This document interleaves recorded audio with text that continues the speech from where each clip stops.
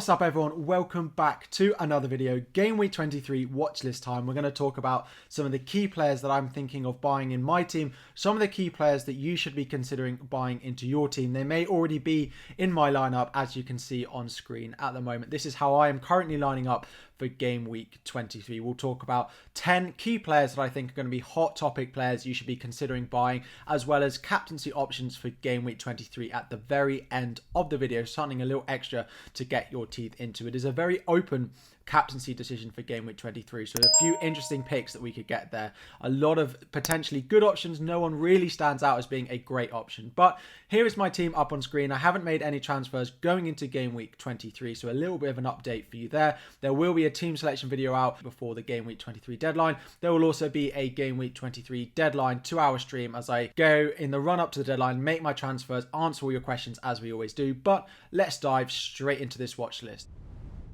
The first player that we've got here is Ollie Watkins of Aston Villa. So 7.7 million as a forward. So you can see their fixtures down at the bottom as we always do. Everton away, Leeds, Newcastle, Watford and Brighton. So a really nice run of fixtures that Aston Villa have over the next 5 weeks. And this does continue for more than just the next 5 weeks as well. There is potential that they could have a double in game week 23, which could be Everton and then either Leeds or Burnley in that fixture as well. It hasn't been announced at time of recording, and I don't think it will be announced by the time I put this video up, but if it has, I think he really stands out as a great option to buy. He's in good form recently, especially Aston Villa generally as a team have been putting in some really strong performances. The only negatives for me for Ollie Watkins is that he's not always reliable in terms of points. He sometimes looks really good and then doesn't quite get returns. He'll probably play 2 weeks, blank twice, and get a haul in the third week. It's very up and down in terms of the amount of returns, but if you hold him for a long period of time, I think the returns will come for him. The other thing is the Danny Ings rotation. So at the moment he's playing out on the left-hand side with Ings through the middle. However, with Coutinho coming in, with Ramsey playing so well, with Buendia looking so good, I kind of think that Watkins and Ings may have to rotate through the middle. Now, Gerrard has no alliance to Ings. I think Watkins is the one that will be first choice. He should be starting whether they're playing one striker with Watkins through the middle or Watkins out on the left-hand side. I own him and I'm not particularly concerned by that, but it is something worth bearing in mind. If Villa get a double game week, or even if they don't and you are looking for a forward, I think Watkins is probably my number one pick at 7.7 million, and with that run of fixtures, with the way Villa are playing, with Coutinho coming in, with the way Buendia is playing, I can only see quite a few points coming for Watkins in the next few game weeks. Next up, another one that we have just spoken about, which is new signing Philippe Coutinho. Came in at 7 million and is likely to rise to 7.1 million before the game week 23 deadline. Got a goal in that game week 22 fixture against Manchester United. He looked so good when he came on. Of course, the point against is that we don't have very much to go off. We are going off 30 minutes of football. He hasn't played very much in the past couple of seasons at Barcelona, Bayern Munich, where he was, but he came in and he really did show what he is capable of doing in that game. He completely changed the game. Now, whether that was because of, it's just Coutinho coming back and there was a bit of a buzz around the stadium and it boosted the fans, or whether Coutinho is going to continue to do that, we're not quite sure, but he's definitely worth considering given the price that he has come in at. Started really strongly, as it says. They've got great upcoming fixtures, as we said, with Ollie Watkins as well, and he's going to be a big differential. Now, if he continues to score points, people will buy him very quickly because of the name, because of the hype around him, and because of the price as well. So if you don't jump on him early, he could be very highly owned by that sort of Leeds Newcastle fixture. So it could be a great chance, especially if they have a good double game week in 23, which is possible, as we spoke about with Watkins. He could be a great one to get as a differential now before other people maybe bring him in. The next one that we've got, a third Aston Villa player. Again, we're highlighting them because there is, of course, a chance they have a double game week. I've gone with Matty Cash in defence. We had Watkins up front. We had Coutinho in the midfield, and now we've got Cash in defence. Now, you could go with Luca Dean, who's priced at 5 million. The issue with me with Dean is that he is going to have a slight rotation risk more than Cash is because of Target playing on that left-hand side. Now, I think Dean will be first choice, but there is a chance when they play sort of 3 games a week, because the amount of minutes that maybe Dean has played recently, because he's not been starting for Everton, that there may be a game where Target comes in when you need your defence to play. So I've gone with Cash. He's looked good recently. They have a great run of fixtures as well, as we've spoken about. He hasn't necessarily got the attacking returns, but he has shown potential of getting them. So I do think that's a possibility. The only issue is they've looked great, but not necessarily from a defensive point of view. They have been conceding goals. So you would want the attacking returns to go with him, which Cash hasn't quite shown yet. But the whole point of FPL is trying to buy a player before they score all the points that they're going to get. So that's why I think cash could be a good one to get with this run of fixtures, attacking threat, clean sheet potential, and the way just Aston Villa are performing. I think it's a good chance to invest in the team, whether it's in defence, whether it's in midfield, or whether it is up front. But let's move on to another team now. And we've gone with James Ward-Prowse of Southampton. 6.2 million, a good price for him. A return in every game in the last 5. He's returned a lot of points and has gone completely under the radar. He is an absolute bonus point magnet as well, because Southampton don't score a lot of goals. So when he does get points, he tends to get a bonus point as well, because the amount of passes he makes, how key he is to that Southampton team. Of course, the negatives to Ward-Prowse is they have a difficult run of fixtures starting now. So Manchester City, Tottenham, Manchester United in the next 3 before Everton and Norwich at home. So maybe not exactly now is the right time to buy, but we know he's capable of getting points, whether it's a set piece, whether it's open play. He's capable of scoring points in any game week. And he's not a very exciting pick, which I think is why, we don't often see people buying into Ward-Prowse. Now, you could go for the likes of Rafinha, who we may talk about in just a minute. So there are a lot of other picks who are maybe a bit more exciting, a bit more flair and attacking. But Ward-Prowse has done it for a number of seasons. He just keeps ticking along the points really nicely. So I do think he's worth considering, especially if they go for that Everton, Norwich, and a nice round of fixtures that they may get from around that sort of game week 27 time. So worth bearing in mind. Maybe not one this week, but he's so important to Southampton. A return in the last 5, and he's just so key and is constantly returning those points. Next up, we have got Rafinha of Leeds. So moving on again, 6.5 million at the moment. Got an assist in game week 22, but how on earth he didn't get more points than just that one assist, I will never know. Could have had more than one assist, could have had goals, the whole lot. Could have had 15 or so points with the amount of chances he created and Leeds created. Had an assist ruled out because it touched Rodrigo on the line, even though the ball was halfway across the line. But anyway, he's a constant threat for Leeds. He's one of their main threats. Now, if Bamford is coming back, as it says, then he's only going to get better. Now, he may not be as through on goal, may not be as a focal point for the goal scoring, but the assist potential definitely goes up. Again, as we spoke about with Aston Villa, there is a potential for a double game week in game week 23, which would be Newcastle at home and then Aston Villa as well, which would be great.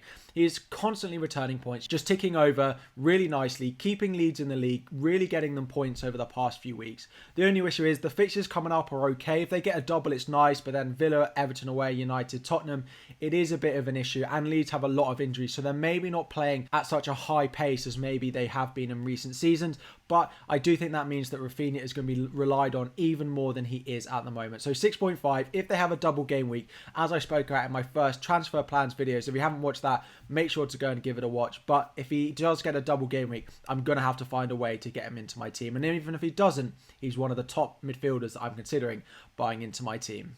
Next up, we have a goalkeeper, the only goalkeeper on this list, and this is Nick Pope. So they have a really difficult run of fixtures over the next 3 games with Arsenal, Manchester United and Liverpool. And you're probably thinking 5.4 million for the Burnley goalkeeper, who are currently sitting as one of the most chances and goals conceded so far this season. However, hear me out. They have an extra 5 games to play. So I was doing a little bit of research, and they have the most games to be rescheduled between now and the end of the season, which means he's likely to have at least 5 double game weeks between now and the end of the season. He often makes saves because of the amount of chances they do concede, and because they don't score a lot of goals, he's great for bonus points as well. If they were to keep a clean sheet, that sort of 10-11 point haul is sort of almost guaranteed for Pope because of the amount of saves that he does make.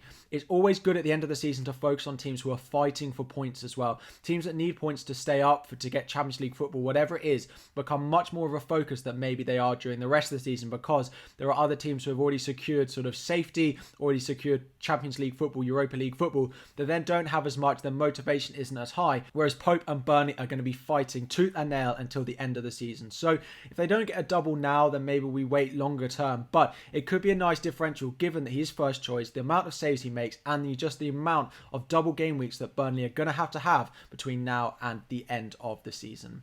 Next up on the list, we have a Wolves defender in Aït-Nouri, someone I actually owned earlier in the season when he got injured. 4.3 million. Now, Wolves' defence has gone so under the radar. They've conceded 3 goals in the past 10 game weeks, which is absolutely crazy. If numbers like that were Manchester City, Liverpool, Chelsea, we'd be doubling, tripling up on their defence. Yet no one seems to really be talking about Wolves as much as they should be. I've gone with Aït-Nouri. You could go with Kilman. You could go with Cody. The only thing with Aït-Nouri, he has slightly better attacking numbers. Well, actually quite considerably better attacking numbers. He pitched picked up 2 assists in game week 22, but he does have a slight more rotation risk. Now, Marcel doesn't seem to be coming back in. Aït-Nouri is pretty much first choice. However, Johnny at Wolves has also returned to training, which is a slight concern for him.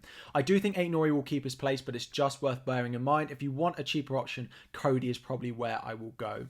They do have hard fixtures after Brentford in game week 23. Arsenal, Tottenham, Leicester, West Ham, as it says there after that. But they've kept clean sheets against teams like Chelsea, Manchester United, so they're capable of keeping clean sheets against everyone, as they have shown recently. He's really cheap. You can just sit on your bench for some of those harder fixtures if you don't want to play them. But if you do have a sort of benching decision where you don't have a full 11, for example, Aït-Nouri sitting on your bench is a great player that can come in. He's got that attacking threat down that left-hand side, and he's playing for a team that can keep so many clean sheets. So I really do like him as a cheap enabler. Cody would be the other one that I'd probably go with if I wanted a Wolves defender, again at 4.6 million.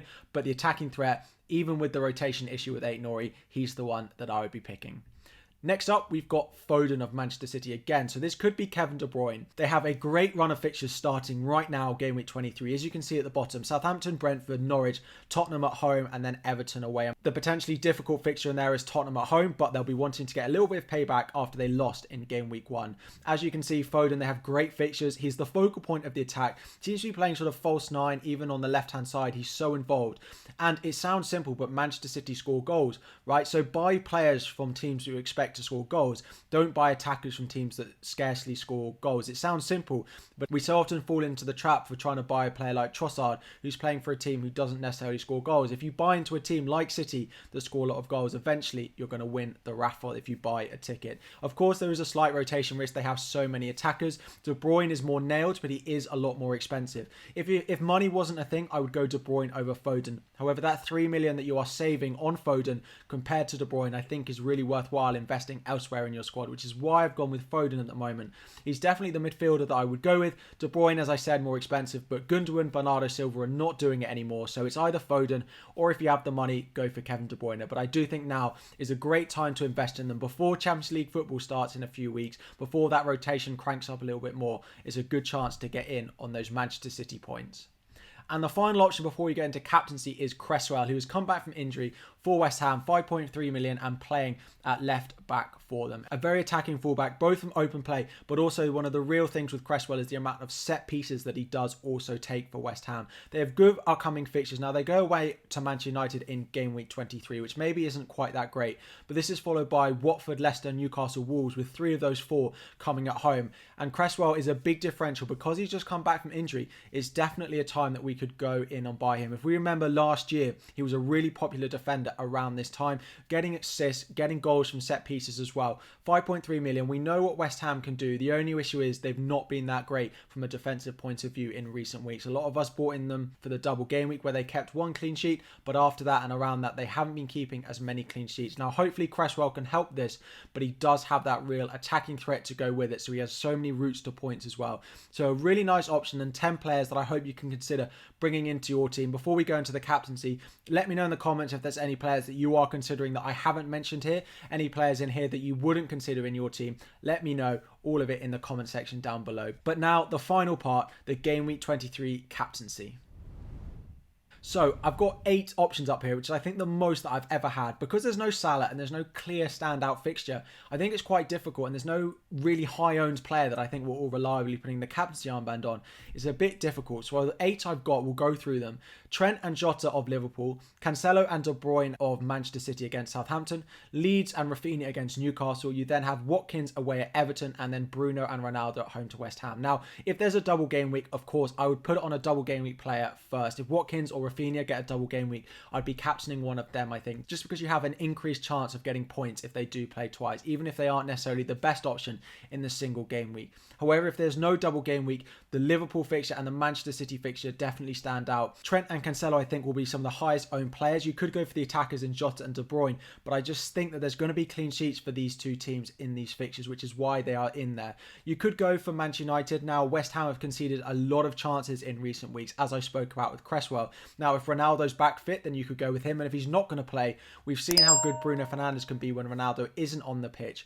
8 real options here, but if I had to pick my top 4 for you, it would look as it is at the moment. De Bruyne, he's on such good form, and I think he's nailed as my number 1 pick. Trent second, Cancelo third, with Jota coming in fourth. Of course, there is a double game week. This will shift, and I'll put a double game week player first in my list, with probably De Bruyne coming second, third, fourth, like that through to Jota. So that is my captaincy and 10 players for you to consider adding to your watch list and buying ahead of Game Week 23, Game Week 24, or in the not so distant future. I hope you have enjoyed. If you have, please do consider liking the video, subscribing to the channel. As I mentioned, so many videos, so many streams coming between now and the end of the season to help you get the best possible rank you can this season. I'm at 19k now, hoping to push into the top 10k again this season. If you have enjoyed, turn on notifications, like the video, and subscribe to the channel, and I'll be back again very soon.